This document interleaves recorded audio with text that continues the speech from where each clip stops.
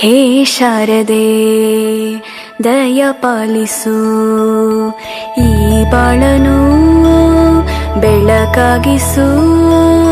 ಹೇ ಶಾರದೆ ದಯ ಪಾಲಿಸು, ಈ ಬಾಳನು ಬೆಳಕಾಗಿಸು. ನಾಳೆಗಳ ದಾರಿಯಲೇ ನಂಬಿಕೆಯ ನೆಲೆಯಾಗಿರಿಸು, ಮುನ್ನಡೆಸು.